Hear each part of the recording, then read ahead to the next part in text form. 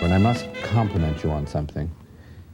There is such a complete transition in Jack Casey, and it begins with his shoulders and his strut. And there is so much physical awareness of a man's self-esteem dipping. When you walk into the bar and you have a strut and you're in a suit and your shoulders are arrogant, you're filled with self-confidence, and a few minutes later we see you at number one, the mustache is gone. And I thought, what was Jack Casey thinking that one of the first things he did in rediscovering his own values and priorities to shave his face clean? Well, the mustache I saw as a young man's attempt at being taken seriously in an older world. And I think I saw Jack as a guy who ultimately really didn't like it, you know, but felt like he had to have it to be taken seriously, to look a little older, to keep his hair short and trimmed, to wear really nice, you know, suits. And it was just part of getting rid of that whole other life, as I actually refer to it in the film as the other life. And I'm glad that you saw that. It's funny how you certain physical manifestations happen sometimes. Specifically, you actually say, yes, I'll do this at this point. And sometimes it kind of just happens in spite of yourself. You know, you work on something emotionally and it manifests itself in your body. And that particular look and strut, I think, came out of a lot of what I was feeling at that point. You know, I didn't really make a conscious effort to say, you know, let's walk like that. It happens sort of in spite of yourself. And the symbolism of the rather conspicuous ring in the early scenes, is that part of Jack's prosperity of the moment? I think it is. Yeah, it's part of that. That ring belongs to my girlfriend's father, and he was in business, not in the same business, but similar, for many years, and he had this ring that was left over from that, and I asked him if he could borrow it, and he was nice enough to let me use it, and I just thought the size and kind of gaudiness of it was right for this character. I thought there was something extraordinary because as someone who, in the best sense, has been on his own since his teenage years and has certainly traveled under rather exotic circumstances, as you did. Was it the Los Padres Mountains? Yeah. You ended up in at one point on your way to your brother, and was it your brother-in-law's place in San Francisco? Right, my brother-in-law's place in San Francisco. Will you explain something to me? I don't understand this. When somebody's on the road, as you were, I gather with a knapsack, and you don't eat properly, and you are not bathing, right, and you get black mouth disease, and you have to eat white bread for several days. Kevin, what is black mouth disease? But it's this. Now I don't know if this is actually called this. You wake up in the morning, and your mouth is one gigantic canker sore. You cannot put anything in your mouth without it completely burning. I don't know how I got it. I mean, I have a good idea, but it was my whole tongue was swollen. My whole mouth. It was just it was one of those fun things that happens to a kid on the road, you know. Well, you certainly kept your teeth white. Yeah, well, you know, it goes away eventually if you eat enough white bread. All right, I'm glad that's resolved, because I had never heard of that before, Kevin, and I think it's important to understand. I think I probably made the name up. Maybe it's hoof and mouth, I don't know.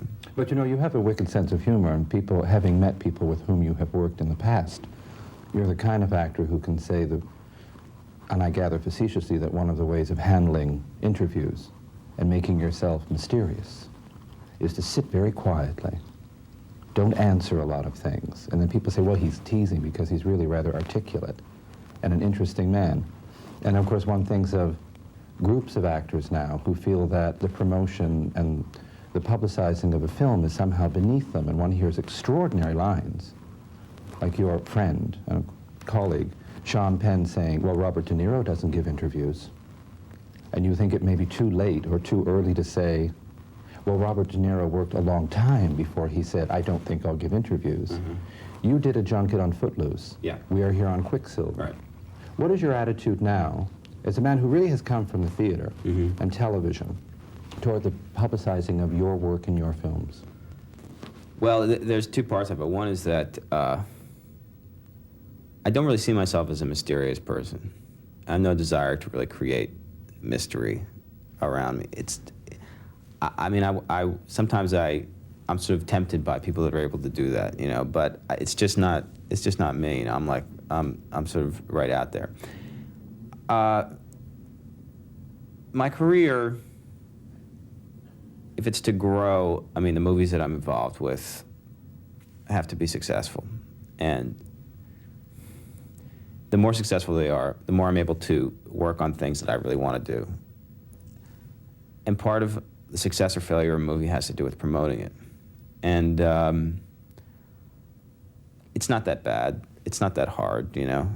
For me, I don't have that tough a time with interviews. You know, I sometimes even enjoy them. Every once in a blue moon.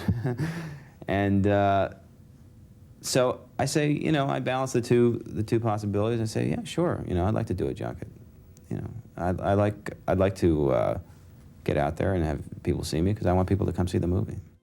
When you approach a film like Quicksilver and you know that Daniel Melnick wants you, he is the producer, there will be no screen test, you're not competing with Matt Dillon or any other teen idol for this role, you have it. Do you approach it with more confidence because you know you were wanted as opposed to testing and sitting by thinking, I hope I get this?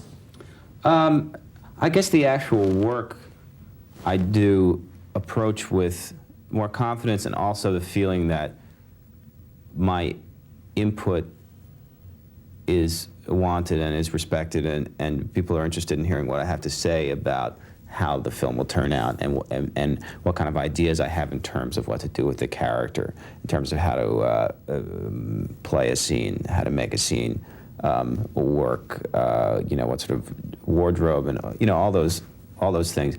And I think that's partly because I knew that I was wanted for the movie, and also partly because it's just a process of learning, you know, learning from your experience. You know, I've actually been in now, I don't know, 10 or 12 movies, and it gets not easier, but it just gets different. I'm more sort of comfortable on a set, and I kind of understand the process a lot more than I used to.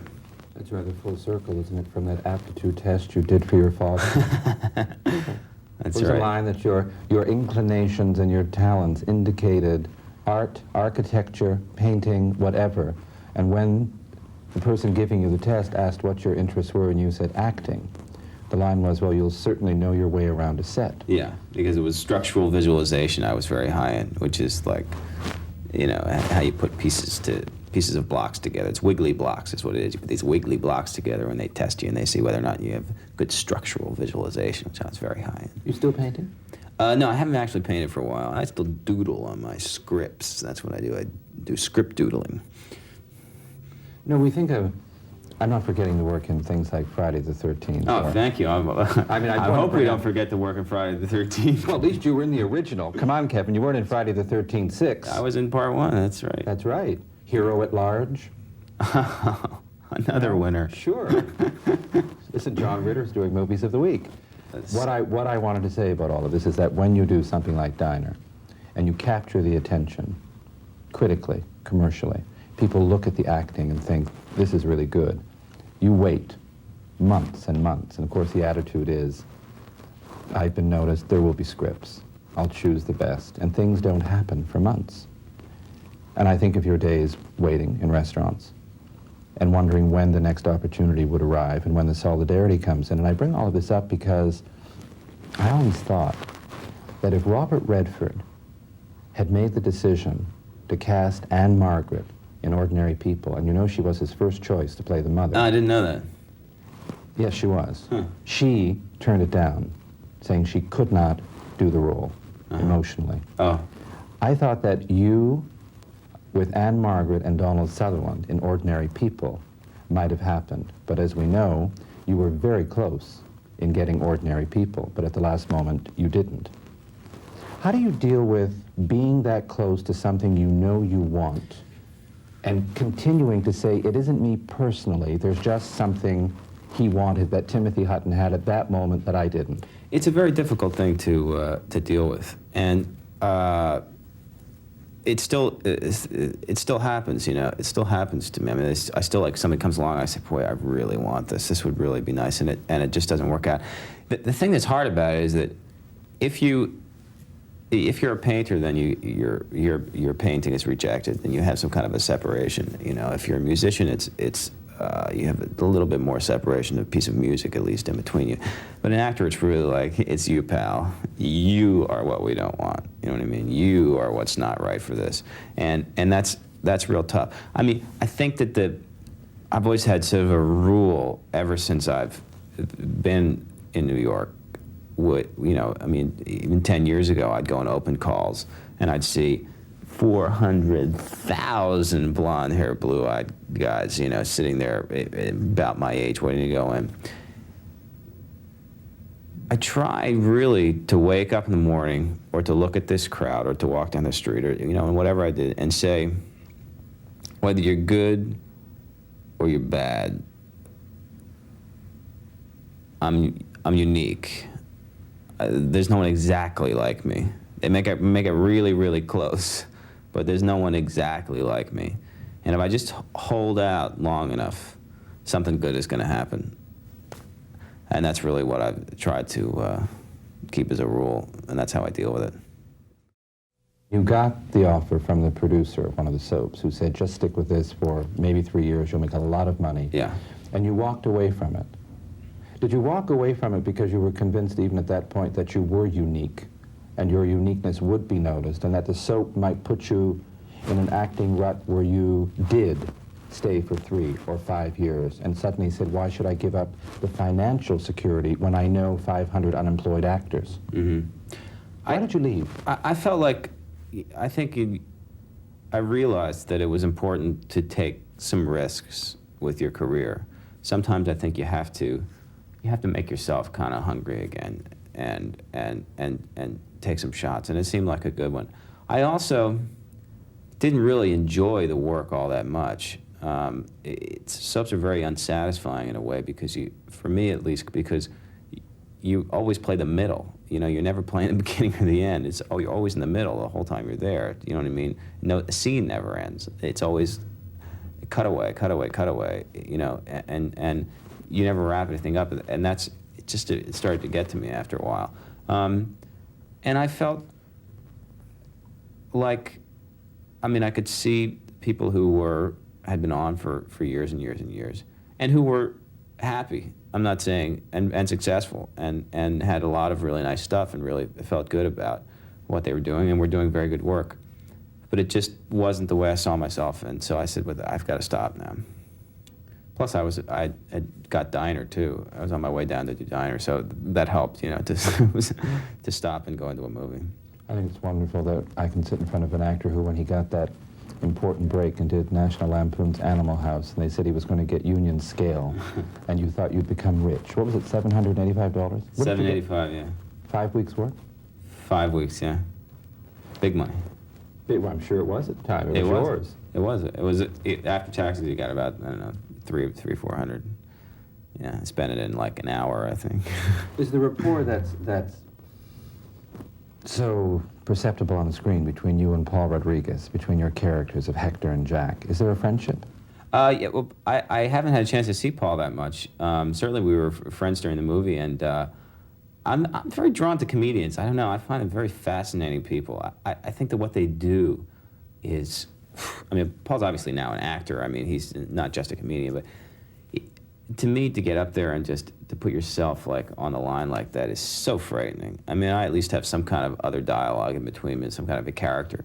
But I have a couple of friends, you know, Paul Reiser from Diner, I'm close to, and Rodriguez, and I love to go to the comedy clubs.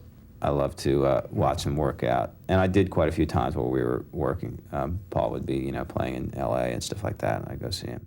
I compliment you on Quicksilver. Thank I you hope very I get much. a chance to see you in Joe Orton's Loot. Oh yeah, I hope you to come down. And it's always reassuring to meet a young actor who does a film and goes back to a play. We haven't talked about 40 Deuce or Slab Boys or all the theater work you've done, but you've done some exceptional theater work. It's probably why you're as effective as you are on film. Thanks a lot. Pleasure. Appreciate it.